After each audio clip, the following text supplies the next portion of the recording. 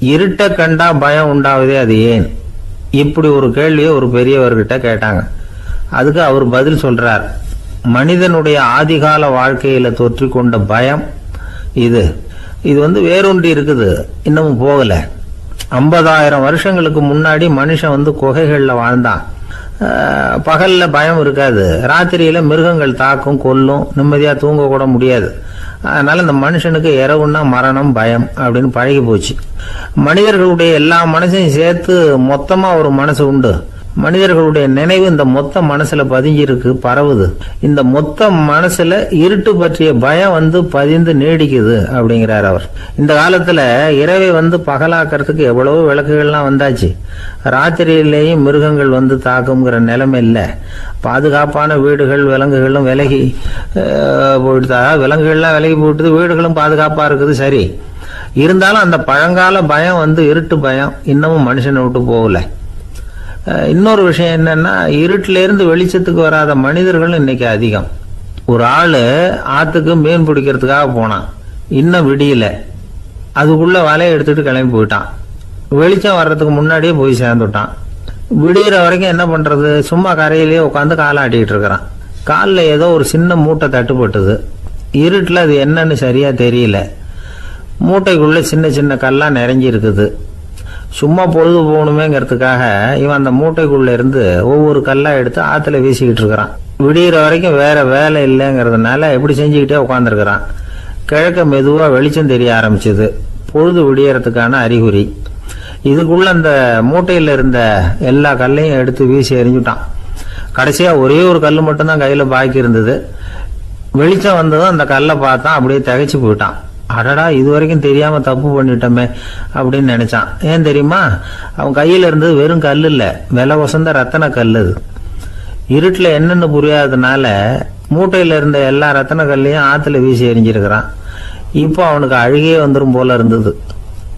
வாழ்க்கையை வசதி ஆக்கிக்கிறதுக்கான வாய்ப்பு அவனுக்கு இருந்தது. இருந்தாலும் இருட்டுல அதை இழந்துட்டான். அந்த வகையில அவனுக்கு கொஞ்சம் அதிர்ஷ்டம் இருந்திருக்குது. அதாவது ஏதோ ஒரு வகையில இருந்திருக்குது. அதனாலதான் அந்த கடைசி கல்ல எரியறதுக்குள்ள வெளிச்சம் வந்துட்டுது. பல பேருக்கு அந்த அளவு கூட அதிர்ஷ்டம் வர்றது இல்லை.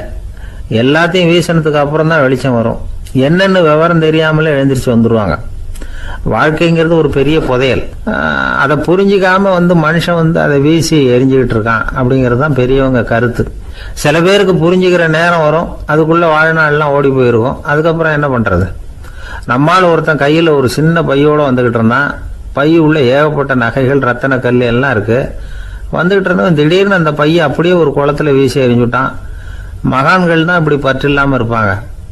என்னங்க இது, விலை மதிப்புள்ள அந்த பையை இப்படி குளத்துல வீசி எறிஞ்சுட்டீங்களே, இதுக்கு என்ன அர்த்தம் அப்படின்னு கேட்டார் அவன் கூட வந்தவர். அவன் மெதுவா இவர் காதோட காதா சொல்றான், ஒரு போலீஸ்காரர் பின்னாடி வந்துகிட்டு இருக்கிறார், அவர் போனதுக்கு அப்புறம் இதை எடுத்துக்குவேன் அப்படிங்கிறான்.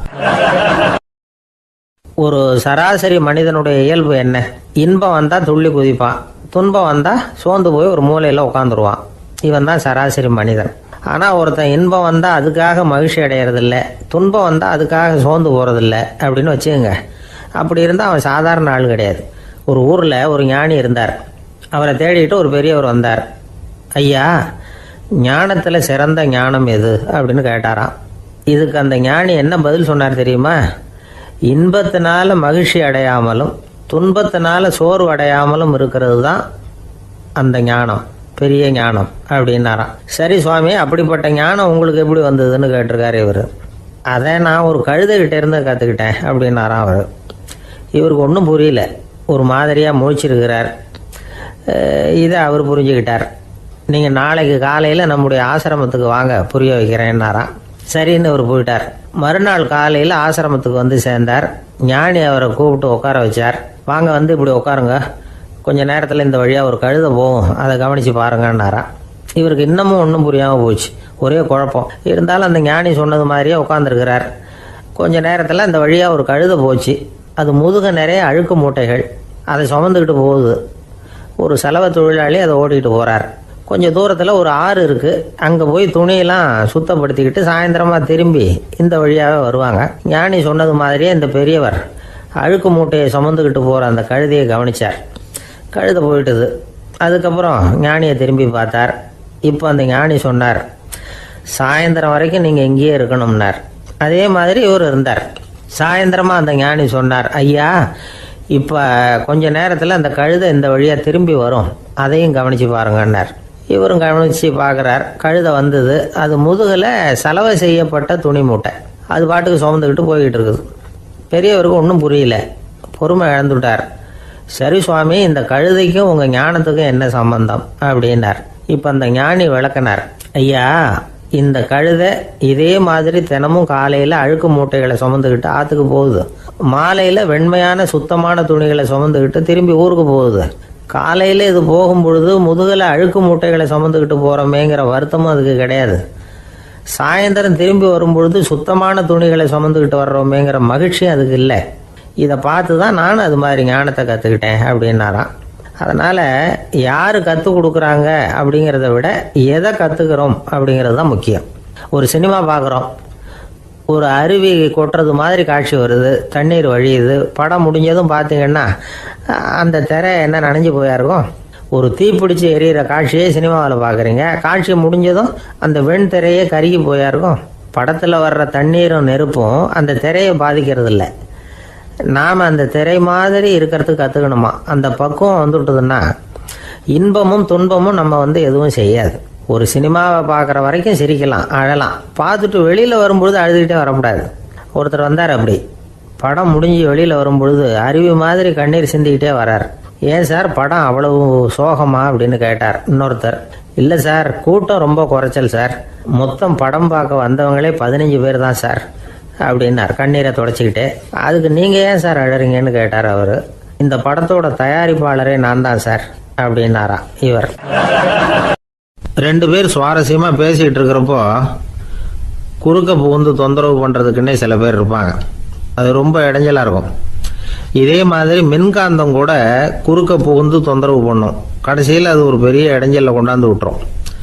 சில வீடுகளில் கேபிள் கனெக்ஷன் இல்லாமல் சில தனியார் டிவி காட்சிகள் தெரியும். அதுக்கு என்ன காரணம்னா இந்த மின்காந்த குறுக்கீடு தான் காரணம். இதைத்தான் சுருக்கமாக இஎம்ஐ அப்படின்னு சொல்கிறாங்க. அதாவது எலக்ட்ரோ மேக்னெட்டிக் இன்டர்ஃபியரன்ஸ். இது ஏற்படக்கூடிய இடங்கள் எது எதுன்னு எடுத்துக்கிட்டால் அது ஒரு பெரிய பட்டியலாகவே போயிடும். இந்த இஎம்ஐ தொந்தரவு கேபிள் டிவியில் மட்டும்தான் இல்லை, ராக்கெட் ஏவுதளத்தில் உள்ள ரேடார்கள், அங்கே உள்ள சில சக்தி வாய்ந்த தொலைத்தொடர்பு சாதனங்கள், விமான தளங்களில் உள்ள ரேடார்கள், கப்பல் தளங்களில் பொருத்தப்பட்டிருக்கக்கூடிய சக்தி வாய்ந்த ஆண்டனாக்கள், இப்படி நிறைய சொல்லலாம். காவல் நிலையங்களில் பயன்படுத்தப்படுகிற வயர்லெஸ் தொடர்பு சாதனங்கள் கூட ஓரளவுக்கு இந்த மின்காந்த அலைகளை வெளியிடும். நம்ம வீட்டில் உட்காந்துக்கிட்டு ரேடியோ கேட்டுக்கிட்டு இருப்போம் அல்லது டிவி பார்த்துக்கிட்டு இருப்போம். அந்த சமயத்தில் பக்கத்து தெருவில் ஒரு மோட்டார் சைக்கிள் அல்லது காரு, குறிப்பாக பெட்ரோல் இன்ஜின், அது போகிறப்போ அதில் உள்ள மின்காந்த மின்கலத்தில் அதாவது மேக்னட்டோ பேட்டரியிலிருந்து வெளிப்படுகிற மின்காந்த அலை இங்கே டிவியிலையும் ரேடியோவிலையும் கரகரப்பு உண்டு பண்ணும். சரி, இது பெருசாக என்ன இடைஞ்சலை உண்டு பண்ணிட போகுது அப்படின்னு நாம் அலட்சியமாக நினைக்கலாம். வயசானவங்களுக்கு மறதி நோயின்னு ஒன்று வரும்ல, அல்ஷமீர், அதாவது மூளையில் உள்ள செல்கள் செயலிழந்து போயிடுறது. அது செய்ய வேண்டிய வேலையை மறந்துடும். மனைவியே எதிரில் நின்னா கூட உன்னை எங்கேயோ பார்த்தது மாதிரி தெரியுதே அப்படின்னு சொல்லிட்டு இருப்பாங்க. அப்படி ஒரு மறதி. இந்த விசித்திரமான நோய்க்கு இதுவரைக்கும் மருந்தே இல்லைன்னு வேற சொல்றாங்க. இந்த மைக்ரோ ஓவன் அப்படின்னு சொல்லக்கூடிய சமையல் அடுப்புகள் கூட மின்காந்த அலைகளை வெளியிடுது. சமயத்தில் சில தொழிற்சாலைகளில் கூட பெரிய விபத்துக்களை இந்த இஎம்ஐ உண்டு பண்ணிவிடும். இதை பற்றி தீவிரமாக சிந்திக்க ஆரம்பித்ததே ஒரு விபத்துக்கு பிறகுதான். அமெரிக்காவுக்கும் வியட்நாமுக்கும் இடையில போர் நடந்தது. அந்த சமயம் அமெரிக்காவுக்கு சொந்தமான விமானம் தாங்கி கப்பல் ஒன்று வியட்நாமை தாக்கிறதுக்கு தயாராக ஏவுகணைகளோட கடலில் நிறுத்தி வைக்கப்பட்டிருந்தது. தற்செயலாக அந்த பகுதியில் கப்பல் தொலைத்தொடர்பு பகுதிக்கு அருகில் ஊடுருவிய இந்த சக்தி வாய்ந்த ரேடியோ அலைகள் ஏவுகணையில் இருந்த மின்னணு சர்க்கியூட்டை பூர்த்தி செஞ்சு வச்சுட்டுது. அவ்வளவுதான், ஏவுகணை அங்கேயே வெடித்து சிதறி போச்சு. 130 பேர் அந்த இடத்துலயே உடல் கருகி செத்து போட்டாங்க. ஏகப்பட்ட பொருள்கள் நாசம். இந்த விபத்துக்கான காரணம் என்னங்கிறத உடனடியாக யாராலையும் கண்டுபிடிக்க முடியல. ரொம்பவும் கடுமையாக முயற்சி பண்ணி கடைசியாக கண்டுபிடிச்சாங்க இது இந்த இஎம்ஐ வேலை தான் அப்படின்னு. மின்னணு தொலைபேசிகள் இருக்க இதில் பேசும்பொழுது நம்ம காதை அதாவது செவியை ஊடுருவக்கூடிய மின்காந்த அலையானது மூளைக்கு போய் அங்கே மூளை கட்டிகளை உருவாக்க ஊக்கம் கொடுக்குது அப்படின்னு வேற கண்டுபிடிச்சிருக்கிறாங்க. இந்த இஎம்ஐ ரொம்ப குறைஞ்ச மின்காந்த அழுத்தத்தில் நமக்கு எந்த பாதிப்பையும் ஏற்படுத்துறதில்லை. மின்காந்த அலைகள் அழுத்தத்தோடு இருக்கிற இடங்களில் ரொம்ப நேரம் இருந்தோம்னா நம்ம உடம்பின் வெப்பநிலை 2 டிகிரி செல்சியஸ் வரைக்கும் அதிகரிக்குதாம். அதனால் வெப்பநிலையை சீராக்கிறதுக்கு இதய துடிப்பும் அதிகரிக்குது. இப்படிலாம் கண்டுபிடிச்சிருக்கிறாங்க. இப்போல்லாம் இந்த மின்காந்த குறுக்கீடுகளை தடுக்கிறது எப்படி அப்படின்னு விஞ்ஞானிகள் யோசனை செய்ய ஆரம்பிச்சிருக்கிறாங்க. இந்த விஷயத்தில் அலட்சியமாக இருந்தோம்னா எதிர்காலத்தில் நிறைய பேருக்கு இந்த ஞாபக மறதி நோய் வந்துடும். அப்புறம் அது ரொம்ப கஷ்டமாக போயிடும். ஒரு குடும்ப தலைவர் தன் மனைவியை பார்த்து, யார் நீ, உன்னை எங்கேயோ பார்த்தது மாதிரி இருக்குதே அப்படின்னு சொல்லிக்கிட்டு இருந்தார். உடனடியாக அவரை போய் பார்த்தேன். வாங்க டாக்டர்கிட்ட போகலாம் அப்படின்னு.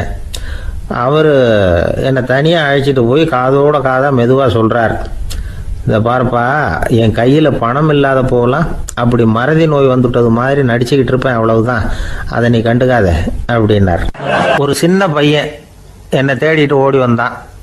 ஒரு கதை சொல்லுங்கன்னா, சொந்தமாக எதுவும் தெரியாதே என்ன, உங்களுக்கு சொந்தமாக எதுவும் தெரியாதுன்னு எனக்கும் தெரியும் அப்படின்னா. இந்த பையன் அடிக்கடி என்கிட்ட கதை கேட்குறவன், அதனால் என்னோட ரகசியம்லாம் அவனுக்கு அத்துப்படி.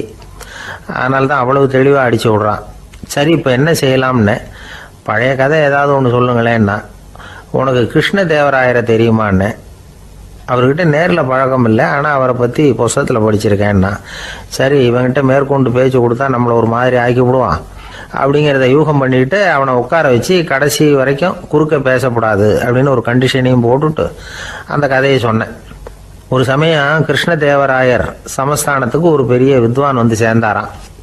என்னோட போட்டி போடுறதுக்கு இந்த ஊரில் யாராவது இருக்கீங்களா அப்படின்னு சவால் விட்டாராம். அந்த ஊரில் இருந்த பெரிய பெரிய வித்வான்லாம் இது ஏதுடா வம்பா போச்சுன்னு நினைக்க ஆரம்பிச்சிட்டாங்க. யாரும் அந்த ஆளோட போட்டி போடுறதுக்கு தயாராக இல்லை. எல்லாரும் நடுங்கிக்கிட்டு இருக்கிறாங்க. அந்த நேரத்தில் ஒருத்தன் மட்டும் தைரியமாக முன்னுக்கு வந்தான். அது யாருன்னா தெனாலிராமன். அந்த சமஸ்தானத்தில் விகட கவி அவன். என்ன அனுப்புங்க போட்டிக்கு, நான் ஜெயிச்சு காட்டுறேன்னா. உனக்கு அவ்வளவு தைரியம் இருக்குதா அப்படின்னு கேட்டாங்க. தைரியம் மட்டும்தான் என்கிட்ட இருக்குது, ஆனால் தைரியம் இருந்தால் அதிர்ஷ்டம் தேடிட்டு வருங்கிறது எனக்கு தெரியும் அப்படின்னா. அடுத்த நாள் போட்டி ஆரம்பமாச்சு. அந்த பெரிய வித்வான் நின்னார். தெனாலிராமன் எதிரில் நின்னான். அந்த வித்வான் ஒரு விரலை காட்டினார். தெனாலிராமன் பதிலுக்கு 2 விரலை காட்டினான். வித்வான் 3 விரலை காட்டினார். இவன் உடனே 4 விரலை காட்டினான். உடனே 5 விரலை காட்டினார் அவர். தெனாலிராமன் உடனே தன்னுடைய கை முஷ்டியை காட்டினான், கையை மூடி காட்டினான்.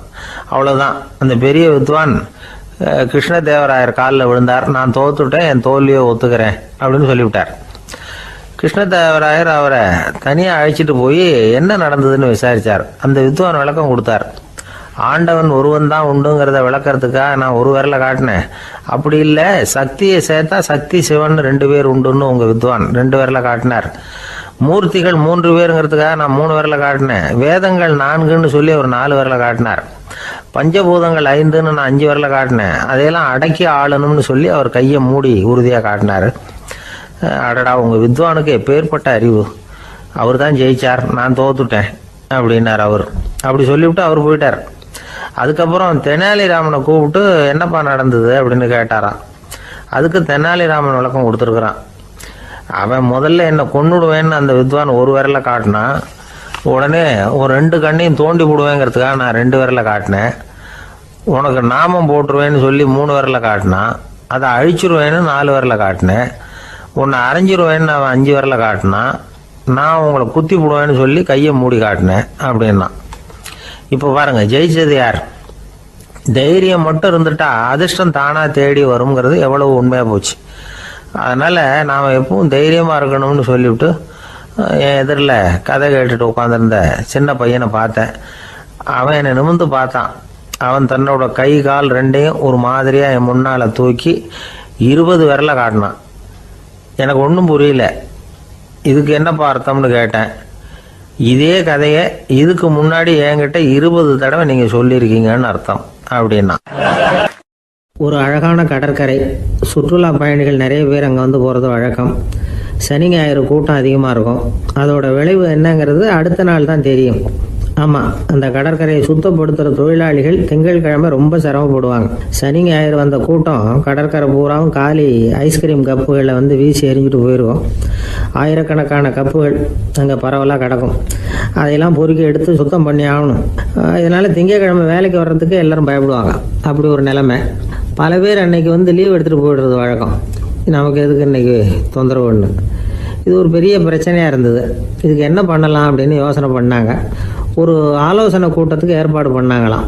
அந்த நகர நிர்வாக அலுவலர்கள், பணியாளர்கள் எல்லாரும் அதில் கலந்துக்கிட்டாங்க.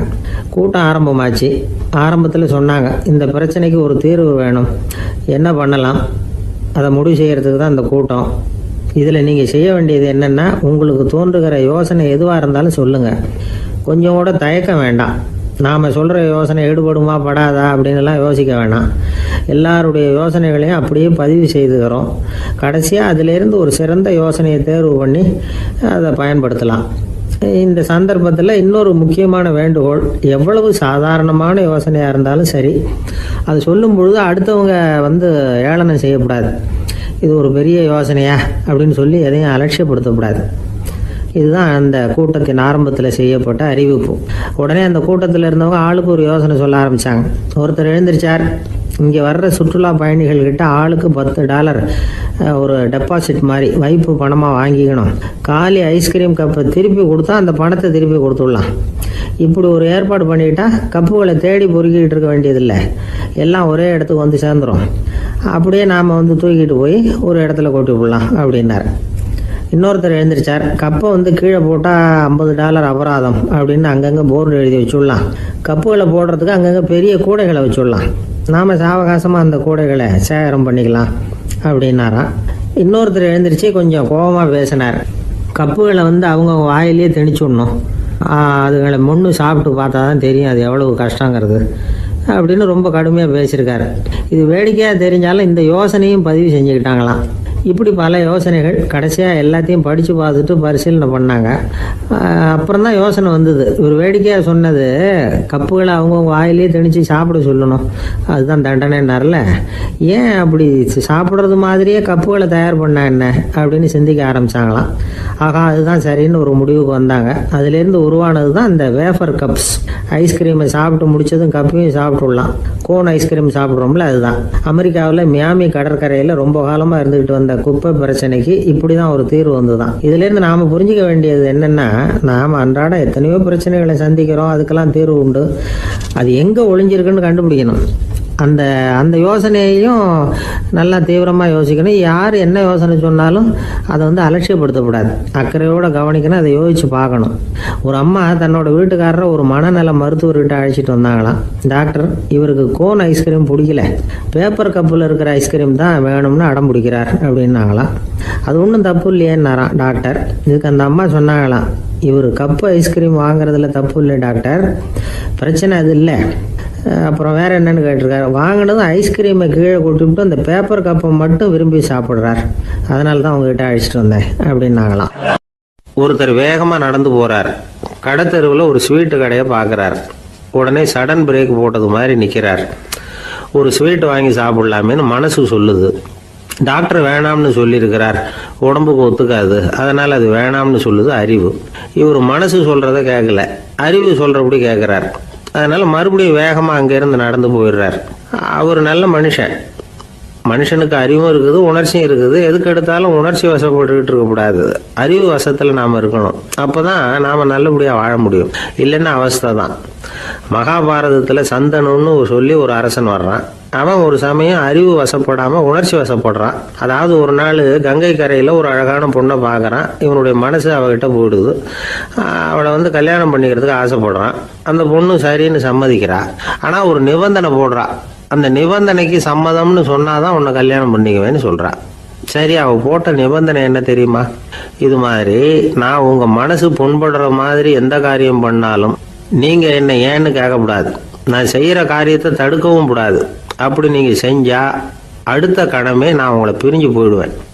இதுதான் அந்த பொண்ணு போட்ட நிபந்தனை. சந்தன அரசன் இந்த நிபந்தனையை ஒத்துக்கலாமா? இதை அறிவுபூர்வமாக யோசிச்சிருந்தா இதுக்கு கட்டுப்பட்டுருக்க மாட்டான். இந்த நிபந்தனைக்கு நான் சம்மதிக்க மாட்டேன்னு தான் சொல்லியிருக்கணும். ஆனால் அவன் அந்த நேரத்தில் உணர்ச்சி வசத்தில் இருந்தான். அதனால் நீ என்ன சொன்னாலும் சரின்னு ஒத்துக்கிட்டான். அப்புறம் கல்யாணம் பண்ணிக்கிட்டான். இதனால் என்ன ஆச்சு? 7 பச்சை இளம் குழந்தைகளை பிறந்த உடனே அவள் கங்கையில் தூக்கி எறிஞ்சி கொல்லக்கூடிய கோர காட்சியை இவன் ஒன்று பின்னாடி ஒன்றா பார்க்க வேண்டியதாக போச்சு. கடைசியில் 8வது குழந்தை பிறந்ததுன்னா அவனுடைய அறிவு மேலோங்குது. அந்த கொடிய செயலை தடுத்து நிறுத்துறான். அந்த 8வது குழந்தை தான் பின்னாடி பீஷ்மர் ஆகிறார். ஒரு பக்தி பிரசங்கத்தில் ஒரு பேச்சாளர் இந்த விஷயத்தை சொல்லிவிட்டு இன்னொரு விஷயமும் சொன்னார். அது என்னன்னா, சந்தனு மன்னன் அறிவுக்கும் உணர்ச்சிக்கும் நடுவில் அகப்பட்டு தவிச்சதுனால அவன் வம்சத்தில் வந்த கௌரவர்கள் உணர்ச்சி வசப்பட்டாங்க, பாண்டவர்கள் அறிவு வசப்பட்டாங்க அப்படின்னு சொன்னார். மனுஷனுக்கு உணர்ச்சியை விட அறிவு மேலோங்கி இருக்கணுங்கிறது சரிதான். ஆனால் அந்த அறிவை எப்படி உபயோகப்படுத்துகிறோங்கிறது முக்கியம். ஒருத்தர் சொன்னார், சார் இன்னைக்கு கோயம்புத்தூரில் ஒரு கல்யாணம், அதுக்கு நான் போக முடியலேன்னு நினைக்கும் பொழுது மனசுக்கு ரொம்ப வருத்தமாக இருக்குது சார் அப்படின்னார். ரொம்ப உணர்ச்சி வசப்பட்டார். அதுக்காக கவலைப்படாதீங்க சார், ஒரு வாழ்த்து தந்தி கொடுத்துருங்களேன் அப்படின்னார் இன்னொருத்தர். அது எப்படி சார் முடியும்னார் அவர். நான் தானே சார் கல்யாண மாப்பிள்ளை அப்படிங்கிறார் அந்த ஆள். ஒரு நண்பர் வந்தார். ரொம்பவும் இறுக்கமாக உடை அணிஞ்சிருந்தார். அதாவது ஆடைக்குள்ளே அவர் மாட்டிக்கிட்டு இருந்தது மாதிரி தெரிஞ்சது. ஏன் துணி குறைச்சலாக எடுத்துட்டிங்களா அப்படின்னு கேட்டோம். இல்லைங்க, எனக்கு எப்போவுமே இறுக்கமாக உடை அணிகிறது தான் பிடிக்கும் அப்படின்னார். ஒருத்தர் எப்படி உடை அணிகிறார் அப்படிங்கிறத வச்சு அந்த ஆள் எப்படிப்பட்டவர் அப்படிங்கிறத கண்டுபிடிச்சிடலாம். உடை அணிகிற விதம் ஒருத்தருடைய மனநிலையை வெளிப்படுத்துதான். இப்போ இறுக்கமான உடை அணிகிறவங்க பொதுவாக மன நிம்மதி இல்லாதவங்களாக இருப்பாங்களாம், கோபக்காரங்களாக இருப்பாங்களாம். ரொம்ப தொலைதொலைப்பாக ஆடை அணிகிறவங்க இருக்கிறாங்கல்ல, அவங்கெல்லாம் அமைதியான ஆளாக இருப்பாங்களாம், சாந்தமாக இருப்பாங்களாம். இவங்கெல்லாம் போராடுறதுக்கு சரியாக வரமாட்டாங்களாம். இப்படி ஒரு கணிப்பு இருக்குது. அதனால தான் போர் வீரர்களுக்கெல்லாம் இறுக்கமான உடையை தான் கொடுக்கறது வழக்கம். ஆனால் சன்னியாசிகளை பாருங்கள், அவங்களுக்கெல்லாம் ரொம்ப தொலை உடைகள் தான். அவங்கெல்லாம் டைட் பேண்ட் போட்டுக்கிட்டு நிற்க மாட்டாங்க சன்னியாசிகள்லாம். அதே மாதிரி சன்னியாசிகள்லாம் காவி உடைய தேர்ந்தெடுக்கிறதுக்கும் காரணம் உண்டு. பல ஆண்டுகள் சோதனை செஞ்சு பார்த்துட்டு தான் சன்னியாசத்துக்கு காவி தான் சரி அப்படின்னு முடிவு பண்ணியிருக்கிறாங்க. இப்போ பௌதீக விஞ்ஞானப்படியும் அதுதான் சரி. அதாவது சூரிய ஒளியில் 7 வண்ணங்கள் உண்டு. ஒரு பொருள் மேலே அது விழும்பொழுது அந்த பொருள் நமக்கு சிவப்பாக தெரிஞ்சதுன்னா அந்த பொருள் சிவப்பை தவிர மற்ற எல்லா நிற கதிர்களையும் உள்வாங்கிக்கிட்டு சிவப்பு நிறத்தை மட்டும் வெளியில் விடுது. அதாவது விலக்கி விடுது. அதனால தான் அந்த பொருள் சிவப்பாக தெரியுது. உடல் ஆரோக்கியத்துக்கு ஓரளவு சிவப்பு தேவைப்படுது. அதனால தான் காவி உடை அணிஞ்சால் சூரிய ஒளி ஓரளவு சிவப்பை விலக்கிவிடும். அதாவது சிவப்பின் பலனும் கிடைக்கும், இந்த சிவப்பின் கெடுதலும் இல்லை அப்படின்னு யோசனை பண்ணாங்க. காவி உதய வேளையின் நிறம். கீழ் வானத்தில் கதிர் உதிக்கிற வேளையில் முதல் ஒளி தோன்றுகிற நேரத்தில் காவி நிறம் தான் கசியும். தியானம் செய்கிறப்போ முதல்ல காணக்கூடிய ஒளி காவி நிறம்தான். தியானத்தின் உச்ச நிலையின் நிறம் நீலம். தியானம் காவி நிறத்தில் ஆரம்பமாகி நீல நிறத்தில் நிறைவடைகிறது அப்படிங்கிறார் ஓஷோ. நீலம் தியான சிகரம், காவி தியான ஆரம்ப குறியீடு, ஒரு சன்னியாசியின் ஆரம்ப தரிசனம் அப்படிங்கிறார் அவர். ஒருத்தர் நாள் பூரா காவி உடைய அணிஞ்சிருந்தா அந்த நிறம் அவருக்கு தியானத்தை பற்றிய நினைவை ஊட்டிக்கிட்டே இருக்கும். இப்படியே ஆடைக்கும் தியானத்துக்கும் இடையில ஒரு தொடர் ஏற்படுது. ஒரு துறவியின் உள்ளார்ந்த பண்பாக அது மாறுது. கடை வீதியில் ஒரு பொருள் வாங்க போகிறோம், அது மறந்துடக்கூடாதுங்கிறதுக்காக ஞாபகம் முடிச்சு போட்டுக்கிறோம். அந்த முடிச்சுக்கும் பொருளுக்கும் தொடர்பு இல்லை. ஆனால் கடை வீதிக்கு போன உடனே அந்த முடிச்சு அந்த பொருளை ஞாபகப்படுத்துது. அதாவது அந்த முடிச்சு ஒரு தொடர்பு அம்சமாக அமையுது. அது மாதிரி தான் காவி உடையும். ஒரு துறவி நடக்கும் பொழுது, சாப்பிடும் பொழுது, குளிக்கும் பொழுது அவருடைய காவி உடை அவருக்கு ஞாபகப்படுத்திக்கிட்டே இருக்கும். அது ஒரு நிலைப்படுத்தப்பட்ட நினைவாக ஞாபக முடிச்சாக மாறிடுது. காவி ஆடை இல்லைன்னா ஒருத்தரால் துறவியாக முடியாதுன்னு அர்த்தம் இல்லை. அதே நேரத்தில் காவி ஆடையால் ஒன்றும் பிரயோஜனம் இல்லை, அதில் ஒன்றும் அர்த்தம் இல்லை அப்படின்னு சொல்லிட முடியாது. இதுதான் உண்மை. இவ்வளவு தூரம் காவி ஆடையை பற்றி சொல்கிறதுனால எல்லாரும் சன்னியாசியாக போடுங்கோ அப்படின்னு நாம் சொல்கிறதாக யாரும் நினச்சிடக்கூடாது. மனசுக்கும் நிறத்துக்கும் உள்ள சம்பந்தத்தை தெரிஞ்சுக்கிறதுக்காக தான் இவ்வளவும். நமக்கு தெரிஞ்ச நண்பர் ஒருத்தர் இருக்கிறார், ஆஃபீஸில் வேலை பார்க்குறவர். ஒவ்வொரு மாதமும் 20ஆம் தேதிக்கு பிறகு அவரை போய் பார்த்தீங்கன்னா காவி உடை அணிஞ்சிக்கிட்டு, கண்ணை மூடிக்கிட்டு, கை ரெண்டையும் விரித்து வச்சுக்கிட்டு தியானத்திலேயே உட்காந்துருப்பார். ஏன் இப்படி பண்ணுறீங்கன்னு கேட்டேன். அதாவது 20ஆம் தேதிக்கு பிறகு என் கையில் ஒரு பைசா கூட கிடையாது, ஒரு சன்னியாசி லெவலில் இருக்கிறேன், என்கிட்ட எதுவும் செலவுக்கு கேட்காத அப்படின்னு என் மனைவிக்கு நான் சூக்காக உணர்த்துறதுக்காக அப்படி உட்காந்துருப்பேன் அப்படின்னு விளக்கம் கொடுக்குறார் அவர். ஒரு கணவன் மனைவி எப்போ பார்த்தாலும் அவங்க 2 பேருக்கும் இடையில சண்டை வந்துக்கிட்டே இருந்தது. இதில் என்ன ஆச்சரியங்கிறீங்களா? நான் அதுக்காக சொல்ல வரல, இது வேறு விஷயம். அதாவது சண்டை போடாமல் இருக்கிறதுக்கு வழி சொல்கிற தகவல் இது. நான் சொன்ன அந்த கணவன் மனைவி எப்படின்னா, கணவன் ஒரு வார்த்தை சொன்னால் மனைவி கிட்டேருந்து 2 வார்த்தை பதிலாக வரும், இதுக்கு கணவன்கிட்டேருந்து 4 வார்த்தை பதிலாக வரும். இப்படி வார்த்தைகள் பெருகி போய் கடைசியில் வம்புல வந்து முடியும். அந்த அம்மா பொறுத்து பார்த்தாங்க, அவங்களால தாக்கு பிடிக்க முடியல. பக்கத்து வீட்லேயும் ஒரு கணவன் மனைவி இருந்தாங்க, அவங்களுக்குள்ள சண்டை வர்றதில்லை. அது எப்படி அவங்களால மட்டும் சண்டை போடாமல் இருக்க முடியுது அப்படின்னு இந்த அம்மாவுக்கு ஆச்சரியம். ஒரு நாள் நேராக பக்கத்து வீட்டு அம்மாக்கிட்டே போய், ஏம்மா நீங்கள் எப்படி கணவனும் மனைவியும் சண்டை போட்டுக்காமல் இருக்கிறீங்க, அது எப்படி முடியுது உங்களால் அப்படின்னு கேட்டாங்க. அதுக்குன்னு ஒரு மருந்து இருக்குது, அதை சாப்பிட்டா சண்டை வராது அப்படின்னாங்க அவங்க. சரிங்க, அந்த மருந்தை அவர் சாப்பிட மாட்டேன்னு சொல்லிட்டா என்ன பண்ணுறது அப்படின்னு கேட்டிருக்கிறாங்க இவங்க. அந்த மருந்து அவருக்கு இல்லைம்மா, உனக்கு தான் அப்படின்னாங்களாம் அவங்க. அப்படியா, அப்படின்னா கொடுங்க, ரொம்ப நல்லதாக போச்சு. அதை எப்படி சாப்பிட்றதுங்கிற விவரத்தையும் சொல்லுங்கள், எங்கே அது கிடைக்குங்கிறதையும் சொல்லுங்கள், வாங்கிக்கிறேன் அப்படின்னு கேட்டாங்களாம் இவங்க. வேறு எங்கேயும் போய் வாங்க வேண்டாம், என்கிட்டே இருக்க அந்த மருந்து அதில் கொஞ்சம் தர்றேன், வாங்கி வச்சுக்க. உன் வீட்டுக்காரர் உன்னோட சண்டையை ஆரம்பிக்கிறப்போலாம் நீ இந்த மருந்தில் ஒரு அவுன்ஸ் வாயில் ஊற்றிக்கணும். அதை உடனே குடிச்சிடக்கூடாது, ஒரு 5 நிமிஷமாவது அது வாயில் இருக்கணும், அதுக்கப்புறம் குடிச்சிடலாம் அப்படின்னு சொல்லி ஒரு பாட்டில் மருந்தை இந்த அம்மா கிட்ட கொடுத்து அனுப்புனாங்களாம். மருந்தை எடுத்துக்கிட்டு இந்த அம்மா வீட்டுக்கு வந்திருக்கிறாங்க. வீடு பூட்டி இருந்ததுனால கணவன் வந்து வாசல்லையே காத்துக்கிட்டு இருக்கிறான். மனைவியை கண்டதும் சண்டை போட ஆரம்பிச்சிட்டான். வீட்டை பூட்டி விட்டு எங்கே போய் தொலைஞ்ச, எவ்வளோ நேரமாக ஒரு மனுஷன் வாசல்லையே காத்துட்டு கிடக்கிறது அப்படி இப்படின்னு கத்த ஆரம்பிச்சிட்டான். மனைவி இதுக்கு பதிலே சொல்லலை. அந்த அம்மா பேசாமல் வீட்டை திறந்தாங்க, சமையல் அறைக்குள்ளே போனாங்க, ஒரு அவுன்ஸ் மருந்தை வாயில் ஊற்றிக்கிட்டாங்க. அன்னைக்கு சண்டை வந்து மேற்கொண்டு வளரவே இல்லை, நின்றுட்டுது. மருந்து பரவாயில்லை. அதுக்கப்புறம் பல சந்தர்ப்பங்களில் சண்டை வரும் போல் இருக்கிற போலாம் இந்த மருந்து அதை நிறுத்தியிருக்கு. பிரமாதமான மருந்தாக இருக்குது இதை கொஞ்சம் அதிகமாகவே வாங்கி வீட்டில் வச்சுக்க வேண்டியது தான் அப்படின்னு முடிவு பண்ணிட்டு இந்த அம்மா மறுபடியும் பக்கத்து வீட்டு அம்மாக்கிட்ட போனாங்க. எவ்வளவு விலையானாலும் சரி, நான் காசு கொடுத்து வாங்கி வச்சுக்கிறேன், எந்த கடையில் இருக்குது இந்த மருந்து சொல்லுங்க அப்படின்னு கேட்டாங்க. இந்த மருந்துக்கு விலையே கிடையாதுங்க, இலவசமாகவே கிடைக்கும்னாங்களாம் அவங்க. அது எப்படி விலையில்லாமல் இதை விற்க முடியுது அப்படின்னு கேட்டாங்களாம் இவங்க. அது மருந்தாக இருந்தால் தானே விலை வைக்கிறதுக்கு, அது வெறும் தண்ணி தானே அப்படின்னாங்களாம். வெறும் தண்ணியாக சண்டையை நிறுத்துது அப்படின்ட்டு இருக்காங்க இவங்க. அது சண்டையை நிறுத்தலை, உன்னோட மௌனம் தான் சண்டையை நிறுத்துது. நீ வாயில் தண்ணியை வச்சுக்கிறதுனால எதிர்த்து பேசுறதில்ல, அதனால் உன்னுடைய கணவர் கோபம் வந்து சாந்தமாயிடுது அப்படின்னாங்களாம் அவங்க. இந்த கதையிலேருந்து சண்டையை நிறுத்துகிற மருந்து எதுன்னு தெரிஞ்சுக்கிட்டோம் இல்லையா? ஒருத்தர் என்ன பண்ணார், பாட்டிலில் வந்து தண்ணியை ஊற்றி வச்சுக்கிட்டு அவர்கிட்ட வர்றவங்களுக்கெல்லாம் இதை சிபாரிசு பண்ணலாம்னு நினச்சிக்கிட்டு உட்காந்துருந்தார். ஒரு அம்மா வந்தாங்க, இதை கேட்டுவிட்டு இதையே ஒரு மருந்து மாதிரி கொடுக்கலாம்ங்கிறது அவர் முடிவு. அதனால் பாட்டிலில் தண்ணி அடைச்சி வச்சுக்கிட்டு அதில் கலருக்காக என்னத்தையும் ஒரு ஜீரகம் அது மாதிரி எதையாவது கலந்து வச்சுக்கிட்டு ஒரு மருந்து மாதிரி ஒரு பாவனையில் வச்சுக்கிட்டு உட்காந்துருக்காரு. யாராவது வீட்டில் சண்டைன்னா என்கிட்ட வாங்க மருந்து தரேன்னு. ஒரு அம்மா வந்தாங்க, எனக்கும் என் வீட்டுக்காரருக்கும் அடிக்கடி சண்டை வருதுங்க அப்படின்ட்டு இருக்காங்க. கவலைப்படாதம்மா, நான் ஒரு மருந்து தரேன்னு சொல்லி வீட்டுக்குள்ளே போய் ஒரு பாட்டில் எடுத்து வந்து கொடுத்தாரு. பாட்டிலில் இருக்கிறது என்னங்கிறத சொல்லிவிட்டு அது பேரில் மரியாதை வராது இல்லையா, அதனால் சொல்லலை. அந்த அம்மா வாங்கிட்டு போனாங்க. 4 நாள் கழித்து திரும்பி வந்தாங்க. என்னம்மா வீட்டில் சண்டை நின்று போச்சான்னு கேட்டிருக்காரு இவர். அங்கே நின்று போச்சுங்க, இப்போ உங்ககிட்ட ஆரம்பமாக போகுதுன்னாங்களாம்.